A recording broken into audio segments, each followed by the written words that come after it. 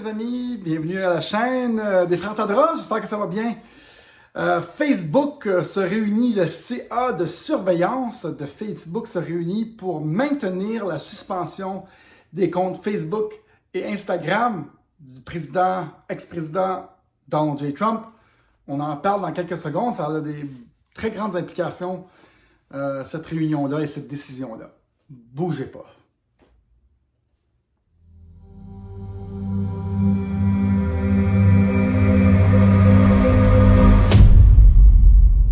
Bonjour mes amis, bienvenue à la chaîne des Frères Tadros en direct de mon studio.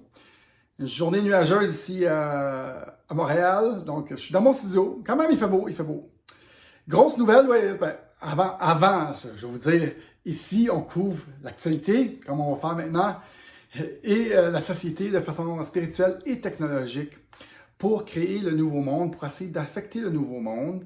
Faites like, subscribe, mettez un petit commentaire pour faire exploser l'algorithme de YouTube. Merci de le faire, ceux qui ne le font pas.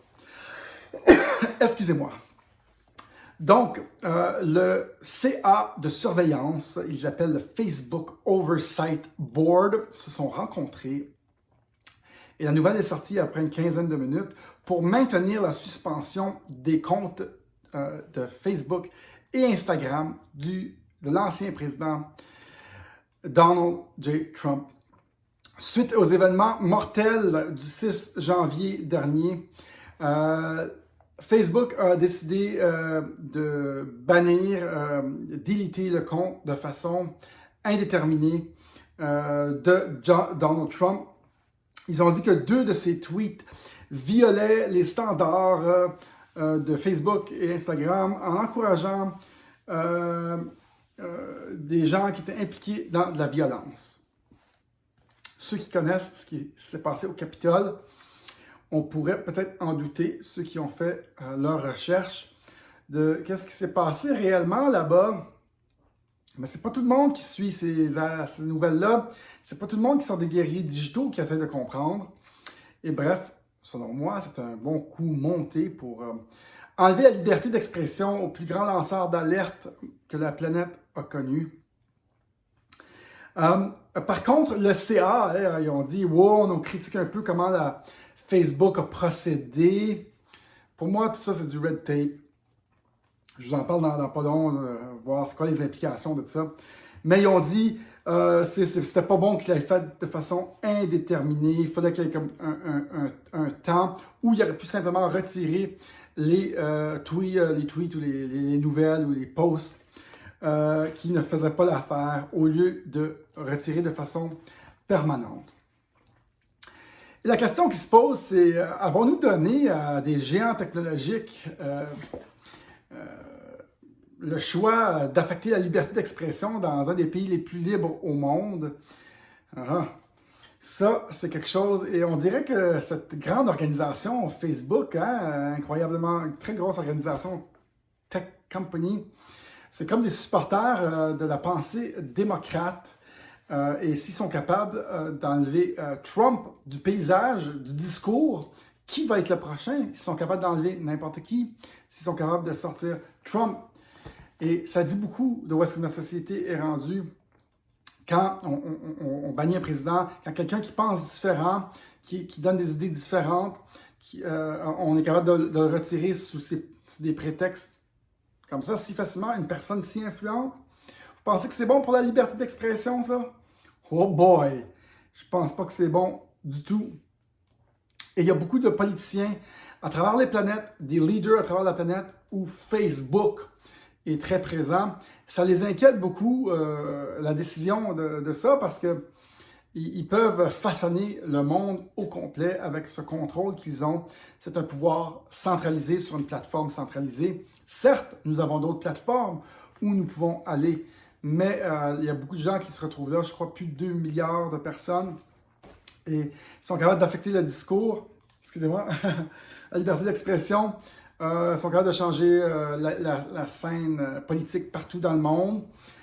C'est pas encourageant du tout, surtout dans un monde qui est autant polarisé. On devrait laisser les gens parler librement, oui, ils pourraient se faire leur propre décision, au lieu de bannir, d'éliminer tout le discours un peu plus conservateur, même un peu plus différent, des choses qui n'ont jamais été dites avant, comme Trump, avec un style différent. Il a le droit d'avoir son style. Hein? Pourquoi pas? Alors, pourquoi on doit bannir ses idées et son discours? Pour moi, j'ai peur pour la liberté d'expression. Et où ça s'en va? Nous avons donné beaucoup trop de pouvoir à des compagnies technologiques qui peuvent façonner la planète entière en changeant les discours, en éliminant certains discours. Et ça, je ne pense pas que c'est bon pour la planète. Vous avez juste à regarder ce qui se passe en Chine. Moi, ce n'est pas un monde que je veux. Et un pays où le discours n'est pas libre, où on ne peut pas s'exprimer, donne beaucoup moins de flexibilité et les idées changent plus lentement. Certes, je pense que la Chine a fait un bon mariage de bannir la liberté d'expression, le capitalisme et les nouvelles idées parce qu'ils avancent très vite à pas de géant en technologie. Mais je ne pense pas que c'est bon pour des citoyens de se sentir contraints d'être à la solde des gouvernements qui ont des fusils et d'être en otage par des gouvernements qui ne sont pas bienveillants. Donc non, je ne pense pas que c'est une bonne idée. On doit changer ça. Mesdames et messieurs, la liberté d'expression est nécessaire dans des pays libres. Vous avez écouté Daniel Tadros sur la chaîne des Frères Tadros. Mettez like, subscribe, mettez un petit commentaire. Il y a 4 façons de faire un don. Faites des dons. Demandez-moi aussi la vidéo gratuite Bitcoin en refuge pour le grand reset. Bitcoin est en train de changer le monde, va changer aussi la liberté d'expression avec Odysee, où est-ce qu'ils ne pourront pas retirer des comptes avec des systèmes d'approvisionnement en Internet décentralisés, des plateformes décentralisées et tout le reste des services décentralisés, des browsers, des furteurs décentralisés. Et la liste va continuer comme ça. Le pouvoir ne pourra pas se recentraliser comme il est maintenant. Beaucoup d'ingénieurs travaillent là-dessus. La crypto-monnaie va changer le monde tel qu'on le connaît. Demandez-moi la vidéo. Bitcoin en refuge pour le grand reset que je vous envoie gratuitement. On a 12 cours pour la crypto-monnaie pour vous aider à comprendre et investir dans quelque chose qui va vous enrichir avant que 95% de la population le fasse après vous. Ça va juste vous aider de suivre ce que je vous dis, même si ceci ne sont pas des conseils financiers. Merci d'être à l'écoute. Remplissez le formulaire, restez en contact. Ci-bas. J'adore faire ça en direct de mon studio à Montréal. Mucho gusto. À la próxima. Ciao, bye.